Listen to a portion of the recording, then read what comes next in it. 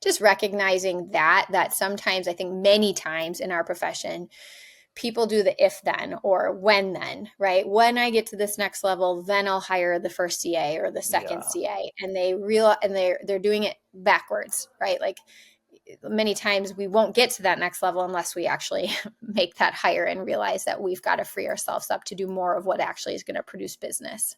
I know, right? That's the irony of it.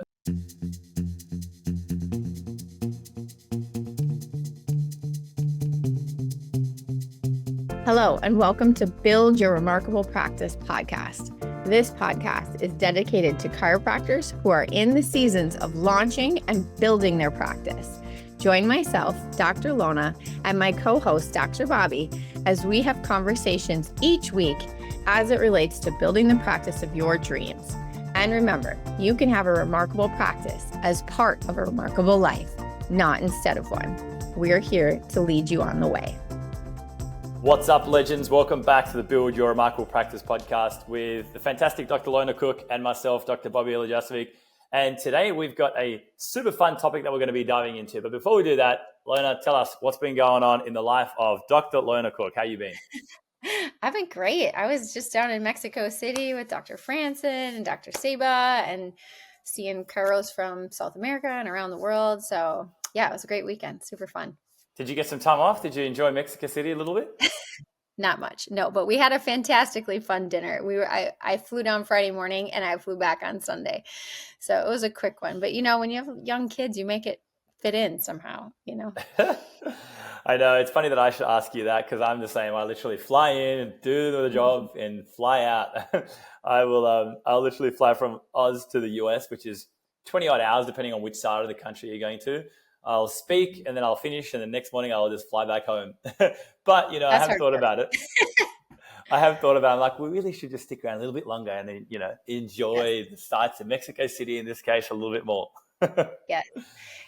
People that were on my plane were saying it's an amazing place to go see some of the architecture and the museums. But in the next phase of my life, I will do more of that. Yes. Nice. Did you speak? What did you speak on? Yeah, I spoke. I spoke on the evolution of getting systematized around bringing vision deeper into my team and community. So really talking about the COS, like getting actually an operating system that helps you communicate your vision to not only your team, but the people you want to serve. And we use the example of bringing chiropractic into the schools. So. Nice. Amazing. So you have a system for regular vision casting and creating clarity for what you guys are trying to achieve next. Correct. And onboarding team into our vision, because that's what we're talking about today is how do you start to leverage other people as your vision grows, right? Yep. Nice. I love it. So you are right. Today's topic, guys, we're going to be talking about, I would actually say it's deeper than that, Lona. I would say what we're going to be talking about today is how do we respect and how do we leverage the number one asset that we have in this world, and that is time. Because everything else, all other resources, we can get them back. You can get money back, you can get energy back. There's ways to get them back, but time you can't get back.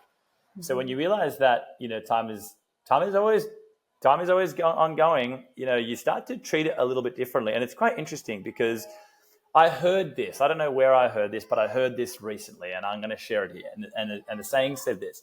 Lona, if I said to you right now, all right, I am going to give you $10 million, okay? However, the catch is that if I give you $10 million, then tomorrow morning, you're not going to wake up. What would your response to that be? No, thank you. No, thank you. So what that tells us is that waking up tomorrow morning is worth more than $10 million to you, right? Totally, yes. So we should treat it like that. We should treat time like that. We should treat waking up tomorrow as you've just received more than $10 million. Because you just told me that you wouldn't take $10 million, you're not going to wake up tomorrow, yet some people is going to wake up tomorrow and they're going to be like, oh, another day, going back into practice. They're not going to treat it like someone just offered them $10 million, right? Think about that. Let that sink in. Because it's good, huh? What that tells us, quite frankly, is that time is your number one asset and you want to make sure that you're looking at how do I maximize my return on my investment with my time? Because there's a rule out there called Pareto's principle, where it talks about 80% of the results that you're currently getting is actually from 20% of your actions. So in order to continue to scale and to continue to grow, whether you're an associate, whether you're an owner, whether you're a CEO listening to this, is to continue to redefine what is the 20% of things that you're focused on that's going to take you to the next level. Because right now, your current 80% of things that you're doing is not going to take you to the next level. That 20% of things that needs to become your 80%. And you always have to continually refine what are the 20% that I'm putting my time, energy, and focus into. Okay. So today we're going to be talking specifically, how do we systematize in order to free up our time? Lona, why don't we kick off with you? When you hear that, how do you systematize to free up your time? Where do your thoughts naturally lead you? Because I know that this will be slightly different depending on, when you're an associate. So going back on the journey of Dr. Lona Cook, when you're an associate, how would you systematize things to free up your time? Okay, so you can focus on high-level activities. Then we'll talk about, all right, when you're a clinic owner and maybe, you have a team of 1 or 2 people. And then we'll talk about, current realities now as a CEO. So we'll look at all 3 of those seasons. But I'd love to hear your thoughts on this. Yeah, I think when I think about the progression, because it really is a progression. So for everyone listening, think back on your progression up until this point, even in chiropractic school, right? Like there was a better use of your time at times than you maybe had in undergrad and you had to get better. And then as you're actually out in the quote unquote real world, as an associate or an assistant, as you get better at your job, a lot of times it is a refinement of where do I need to spend my focus right now and what order do I do things. So I wasn't an associate, so I can't speak directly to my own personal experience there. But I can think about how as you, first are being onboarded, you are done. Your job is a lot of it is done alongside you. You're being trained. And so, you don't have as much control over your time because you're learning right now. But as you develop that level of like competency and then eventually become masterful, you learn that there are certain things that are better time and focus and energy for you to be spending on. So for instance, let's say as an associate, you are a caregiving associate, meaning you're in the practice, you're delivering the adjustments, you're doing the exams, you're doing the consultations, anything that frees you up to do more of that, seeing more people efficiently, making sure the connection and the ability to lead people through the journey of the patient journey. If that's what your time is spent on, that's probably the best use of your time, right? So we can hire people alongside of you to help free you up to have more consultations if they're the ones prepping the new patient, making sure the scans and the x-rays are done, all of that type of thing. We also can have someone doing your notes. Like those are ways that we can down the road free you up as you demonstrate that the best value for you would be doing the adjusting and doing, a new patient portion of an exam. So that's just an example of what's the best use of your time is probably being leveraged to see more patients. Bobby, I don't know your thoughts on associate, if we want to stick with that for the first conversation here. I mean, I think you nailed it. I think, as an associate, part of being an associate and going into an associateship is that you get access to resources that you otherwise wouldn't have if you start on your own. And some of those resources are people. So there should be CAs on the team. There should be most likely other people on the team as well in specialized roles. And so you want to look to leverage those people. You want to look to leverage those people as much as possible because you're right. Your highest ROI as an associate is to be getting your hands on spines and adjusting people. And whether that means because you get rewarded by adjusting more people, that's part of it. Whether that also means that you're also gaining the skill set of becoming a masterful adjuster, still your highest ROI when you're an associate is quite frankly getting your hands on people and adjusting them. I would then argue number 2 is learning, training, and development, particularly around speaking, communicating, marketing, getting the message out, because that's a very, if not one of the most powerful skill sets, it's a very powerful skill set in terms of knowing how to grow a practice. So that means that everything else you want to be leveraging your team. There should be a recall system in place. There should be ways that you do outreach to people. There should be, if someone books in as a new patient inside your office, is there an automated sequence where that person gets a welcome to the practice video that's been designed? Is there a follow-up process where the front desk is, doing SMS and is doing phone call reminders and follow-ups, right? Like, you don't want to have to think about all these things. If someone doesn't show up to an appointment, you don't want to be the one that's on the phone. It's like calling them. You want to have team leverage so you can focus on those 2 things. So I think that part of being an associate, and when you're choosing your associateships, is you look for, where is an office that I have team support around me? Because if you've got that team support around you, you can leverage that team so you can focus on your high skill set, right? That's so good. And what you said there too is developing yourself, going to Syntropy or different, seminars that are going to build your certainty and conviction so that you can continue to be even more valuable in the role that you have. Yep. You got it. You nailed it. So let's then Yes. move to the next stage. So let's say, okay, we are an owner. We're an owner in a practice. Maybe we have a small team. Let's call it a team of 1, 2, 3. Maybe we're a single DC. We call it the build season of your career. What are some ways that you leverage then and create systems to free up your time when you were in that initial build season of practice one? Yes. Okay. So I remember vividly thinking, as I had a CA pretty much right from the get-go. And I remember that thought. And luckily I didn't stay in that thought too long. Like, how am I going to pay someone when I'm not even paying myself? But I also realized the value in having someone there to help me so I could see more people, so that I could be more in the marketing and the adjusting role. So, I know we have sometimes docs who are in the initial season of launching and building where it feels really overwhelming to think about hiring someone, especially if you haven't even launched yet.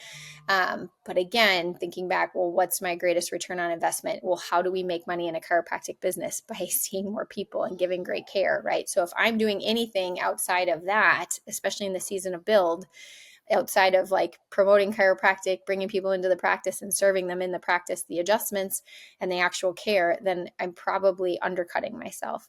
So for me, there was a leap I needed to make where I realized someone answering my phone, someone responding to communication on our behalf, someone up there running payments and scheduling people out was certainly an investment that needed to happen right from the get-go. And that I think is why we hit the ground running a lot faster than some practices, is because I had a really solid first initial CA. And she really helped build the practice to a level that I could never have gotten if I hadn't learned how to leverage a CA right from the get-go. So just recognizing that sometimes, I think many times in our profession, people do the if then or when then, right? When I get to this next level, then I'll hire the first CA or the second CA. And they're doing it backwards, right? Like, many times we won't get to that next level unless we actually make that hire and realize that we've got to free ourselves up to do more of what actually is going to produce business. I know, right? That's the irony of it. Instead, the way that I approach it is I look at it and I go, well, I've got 100% certainty and this is the vision that we're moving towards. So therefore, if this is where we're going, what people do we need to get on our team in order to get to that level? Rather than, well, when I get to this level, then I'll hire that person. Because business is all about taking risks. Like in the beginning, you took a risk to open your business. That's a risk. And then guess what? The risk taking doesn't stop there. Business is all about continuing taking risks that are calculated, but what you're doing is you're backing yourself, and you will have less problems backing yourself if you have 100% clarity and certainty and belief around the vision that you're trying to achieve. Because if you've just ingrained that into your nervous system, into your subconscious mind, your action steps then all are moving towards that.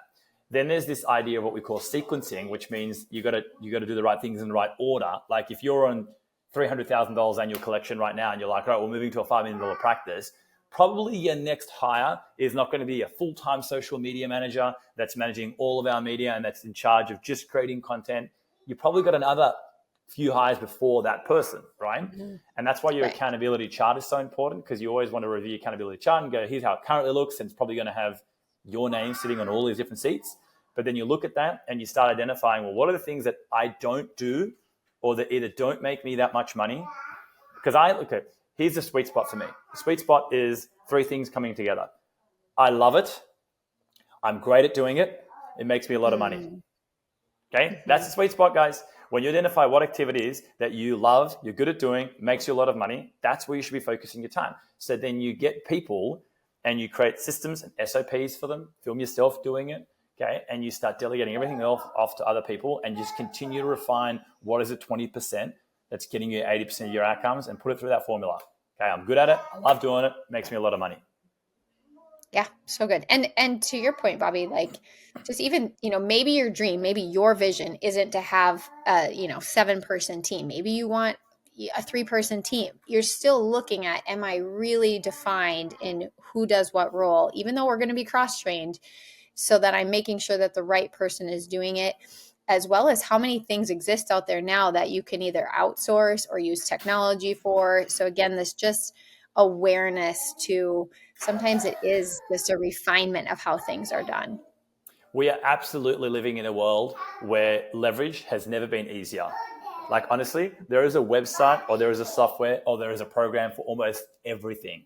We're living in a world where leverage has never been easier. Rewind back 50 years ago, okay, where maybe there wasn't social media channels. There wasn't an Airtasker where you're like, I need my back closet clean. Go on to Airtasker, offer it for $200, someone to come and clean it. That didn't exist. You would have to go and find people, maybe look them up in the yellow pages. You'd have to sort people out. It'd be hard to work out who's good and who's not. These things didn't exist. Now we have all these platforms and softwares that leverage has never been easier. Okay. Yes. So that's the first thing to understand, because in build, yes, you want to be focused on adjusting people and getting the message out, and everything else should be done by somebody else. Okay. Mm-hmm. Processing of credit cards, picking up phones, watering the plants, all of that kind of stuff, answering emails, looking at emails. And you know what? If I learned this recently, don't wake up in the morning and the night before plan out your day and have a checklist that's 10 items deep. Okay. That doesn't serve you that well. Instead, you want to every day ask yourself, what are the 3 biggest tips? I just want to try and have 3 things, max 4 things on my checklist. But these are the 3 biggest hinges, right? Or smallest hinges that move the biggest doors for my day tomorrow. And you know what? If you finish those 3 things by 10 a.m. in the morning, you are better served having the day off and recharging your battery and go get some sun and go for a swim or go for a ski or go to the river for a fish, depending where you live. Believe me, you're better off doing that, okay, than just trying to have a checklist that's 10 deep, right, with all those other things on there. What you really should be doing, you should maybe have those 10 other things in one checklist, and that one checkpoint should be hire this person, because I know that when I get this person, I'm going to be able to delegate this and this and this and this and this and this and this, which is the majority of my checklist for tomorrow. That's so good, Bobby. Bobby, you're masterful at this. I know it because we've definitely had conversations that you've spent a lot of time learning to identify these things and delegate. When you think back to like the beginning of you really understanding these concepts and maybe earlier on in your practice, what were like some limitations you had to overcome in your own mind that other people might be experiencing right now? Yeah, that's a great question. And there's one that very much sticks out for me. I used to always have the limiting belief that I've just got to get to the next level before I've got enough buffer and enough money, and then I can do Y. Okay. And Y could be whatever you want it to be. So, for example, I just got to get to the next level, which means I've got to work a little bit harder. I've got to put a bit more hours in. I've got to grind myself more. By grinding myself more, wear myself out more. Before I can hire a social media manager that then she takes over the full filming schedule and puts together the ideas and brings it to us. And once a week we just film. Okay. I used to have, that was just one example. Like I used to have that all the time. I'm on 40 visits a week. I can't quite hire a CA yet. Although truth be told, I actually had a CA at 17 visits a week by default. That was not like intentional. I took over a practice, CA came with it, and I was like 17 visits a week and there was a CA in there, right? So kind of I had to make it work. But if they weren't in there, I would have done it. I know, Lona, I would have been like, I'm on 40 visits now. I've just got to get to 80 before I can hire a CA. So what that means is that difference between 40 and 80 is I just got to grind a bit more. I just got to put more hours in, more time, and then I'm going to get to this level. That was a settling belief that I used to carry on for years and years and years, and I see it profound in the profession. Yes. Oh, yeah. Yeah. Sounds familiar, huh? Oh, yeah, for sure. And awareness to the pattern of thinking is like 90% of the battle, right? When you're like, I've already experienced this before, just like how Bobby unearthed earlier that like when you started practice, you had made an investment in your, buying your tables, securing your space. Like each stage is going to require an investment. This is part of the investment, right? Exactly right, 100%. And then the last part now is CEO season, scale season. There's a line now that I adopt, and I find whenever I've got a challenge, this line just comes to the front of my mind. All right. So insert challenge. Before what used to happen, Bobby will try and figure it out. All right. So I'd be the one that was like, we don't know how to do this yet. How do I get more corporate talks? Bobby will try and figure it out. Well, we've got to do this, this. Okay. Then I learned this very simple, profound line. Okay. It's always a who, not a how. So whenever you have a challenge, it's always a who, not a how. there is somebody that possesses the skill set and the knowledge around how to solve this issue. Okay, it could be a coach. Maybe you got to reach out to a coach and be like, "Oh, I'm going to invest money." I always find it interesting, Lona, when someone's like, "Oh, I'm too busy, or I don't have enough money now for coaching. I'm focused on this." The first thing you got to do, okay, when you get into practice, hire a coach, because if you're costing yourself money, right, tens of thousands, hundreds of thousands of dollars by not doing that, the number one investment that you make always is in yourself. So it's always a who, not a how. Meaning, when I'm stuck somewhere, I ask myself the question, who is the person that has the answer to this? And maybe that means I've got to put them on my team. Maybe that means I've got to hire them as a coach. Maybe that means I've got to put them on my development team, whatever that is, okay? But when I'm in scale, whenever I jump into it, here's the vision, here's where we are right now, there's a gap, there's a knowledge gap there. Rather than Bobby trying to figure it out, the question now is who, not how. I could not simplify it more than that.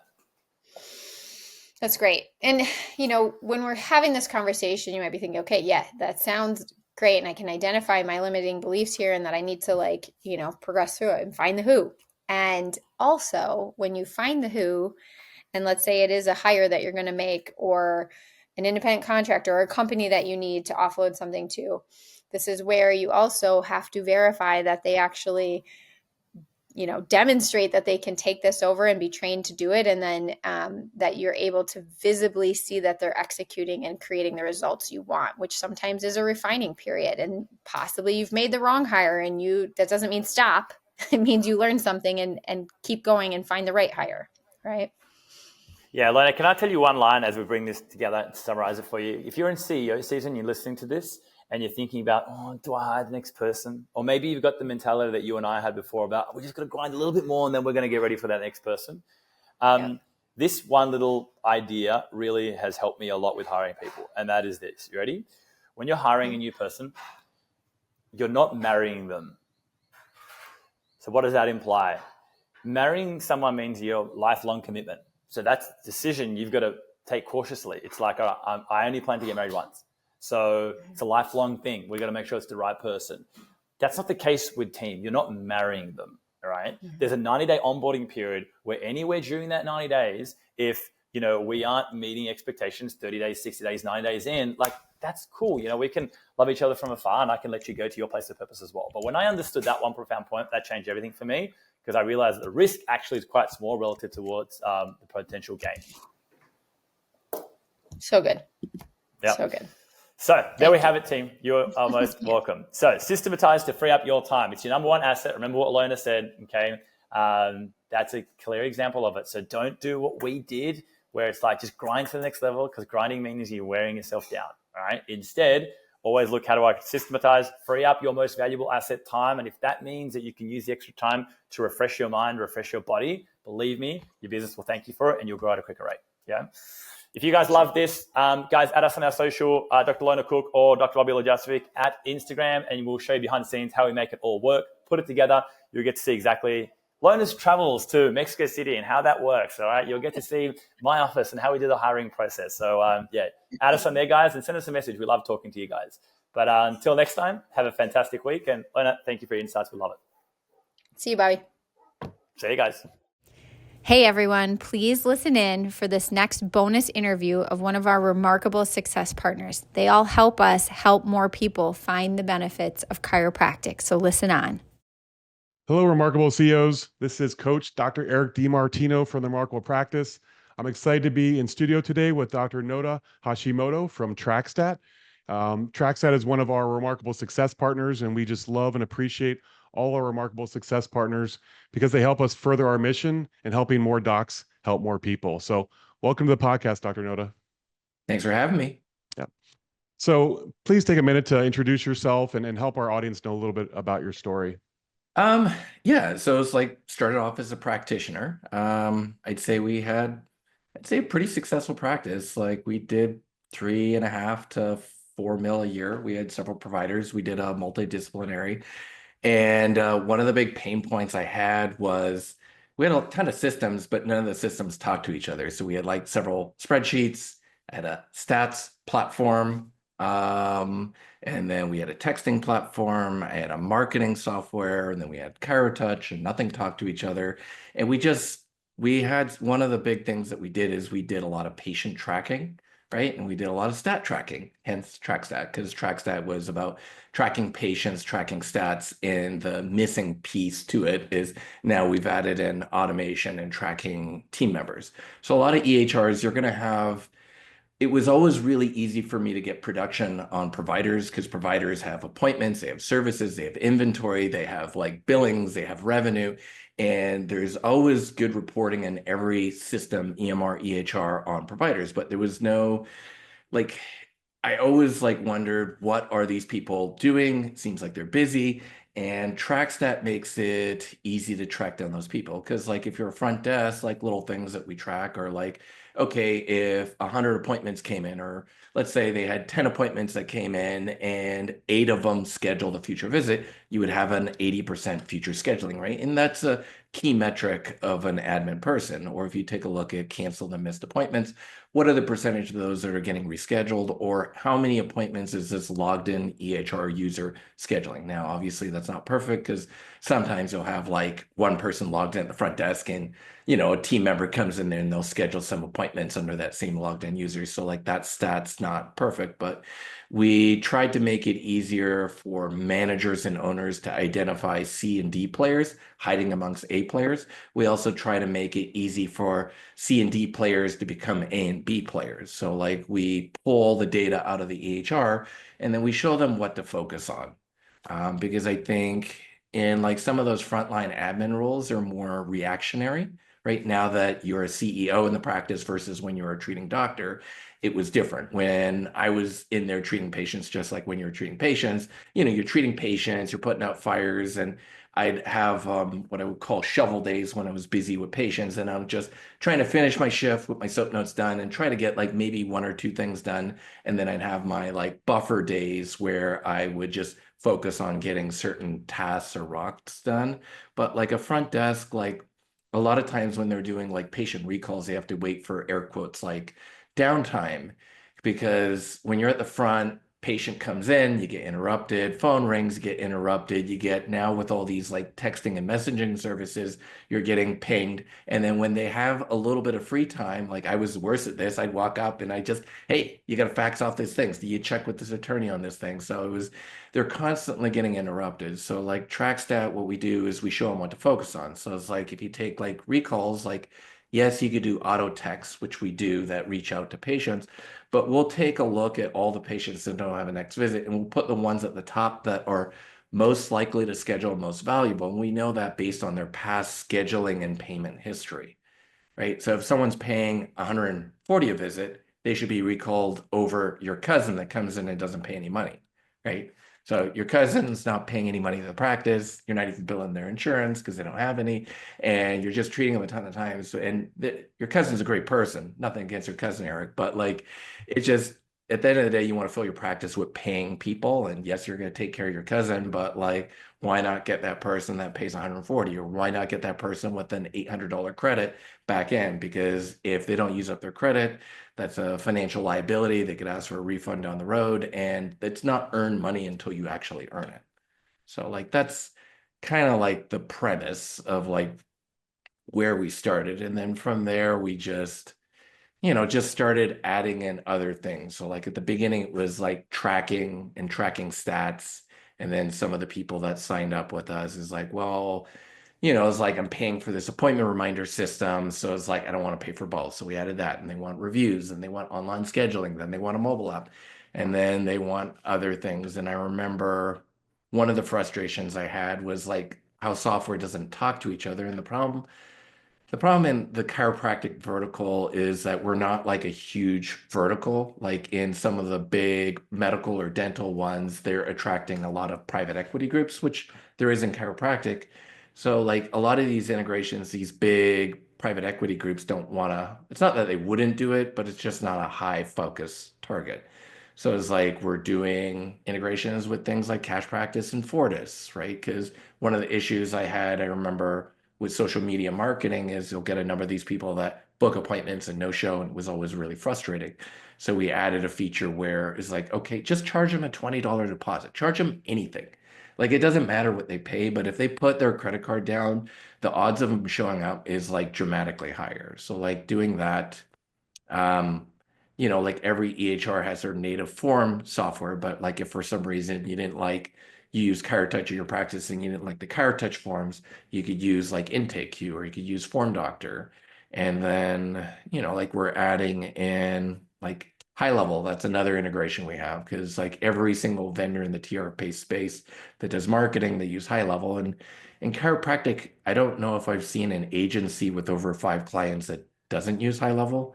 Like it seemed, I don't know what their market share is in that space, but it's probably 95%.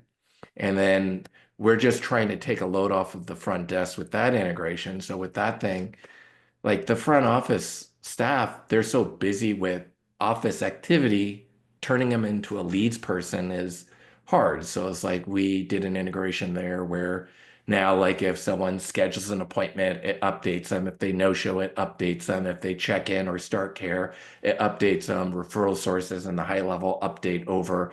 And then we're doing some other stuff, and we're actually setting up quite a bit of framework right now for a bunch of AI stuff because, like there's a bunch of recall activity or scheduling activity that really can be done with AI, and AI voice is getting better and better. It's still pretty robotic, but like honestly, I think 2 years from now, like practices can probably even operate with like just a doc and a CA, and you're having this AI assistant for everything, and maybe like one human watching over a couple of offices. Yeah, So that's yeah, great. a lot of cool It, stuff.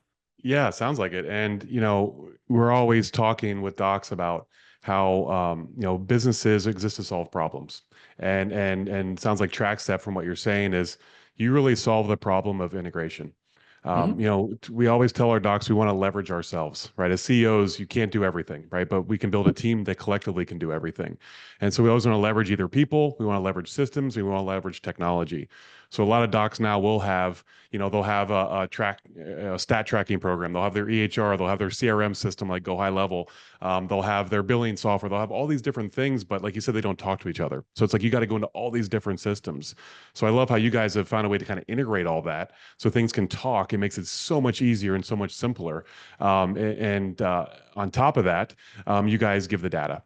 And data is huge. I'm a big data guy because I work with a lot of CEOs. When I first started working with them, they've built great practices, but they don't have great businesses, right? They just build great practices just because their passion for chiropractic, their charisma, their personality, but they have no idea what they're actually doing in their business. They don't really know what their conversion rates are, retention rates. And I love the TrackStat can literally measure all of that, right? Because you can have systems in place, but if you're not measuring each aspect of the patient journey, you have no idea what you're doing well and what to improve on.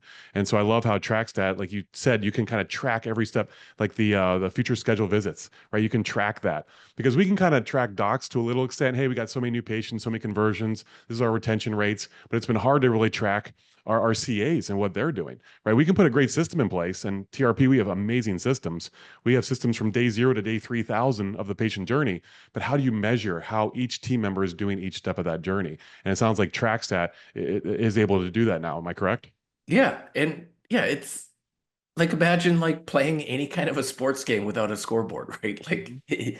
it'd be the most boring game to watch and it'd be like hard to play. Or it's just like, and then some of the people they're doing the reporting, but like they're like hand counting some stuff and it's just slow. Like I just tell people, like imagine if you were driving and you didn't have a speedometer on there, but you had a way to track your measurement and you had a time tracker and you're like, okay, I've driven this far, this much distance in this much time. I think I'm going this fast. And at that point, like you already got a speeding ticket, right? Like it's getting them in real time is important, especially like your leading indicators, right? Like your future scheduling rate and stuff like that. You'll have your lagging indicators like your collections, but like your leading indicators, you want to get those in real time or at least like daily at the end of the day at the very least. And yeah, like a lot of people, they waste time. Like I see some people, they say, well, it's automated because Tiffany's doing it and I'm paying Tiffany's salary. But the thing is, if Tiffany wasn't wasting her time doing these things, she might be able to get some other things done. And what Tiffany should be doing is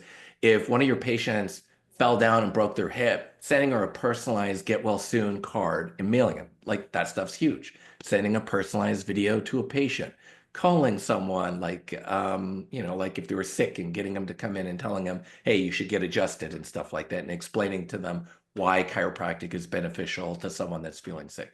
And like, that's the kind of stuff that you can't really automate with like this little auto text. Yes, you can auto text it, but like you can't create that connection through automation.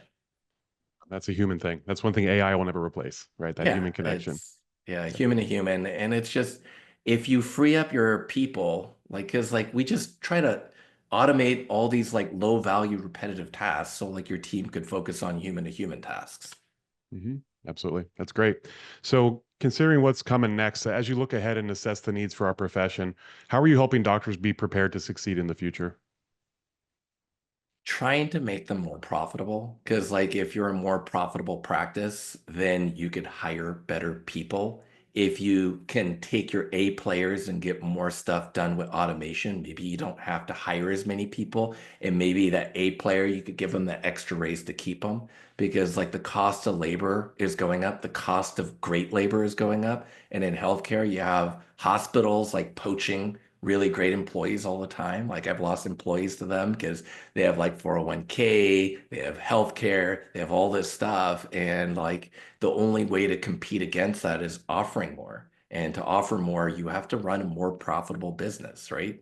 So that is selling more often, right? Increasing your visits, selling for more, increasing what you collect per visit, and then reducing your operating expenses. And part of that comes through automating these low value tasks. And that part in the middle is going to be your profitability. And if you're more profitable, then you could get better people, you could buy new equipment, you could pay for better marketing, you could pay for consultants. Like it just, everything, like all the good things happen when you have a profitable practice, right? Like just little things, like someone needs a new keyboard and mouse, like all these like little things. Their computer is too slow buying it.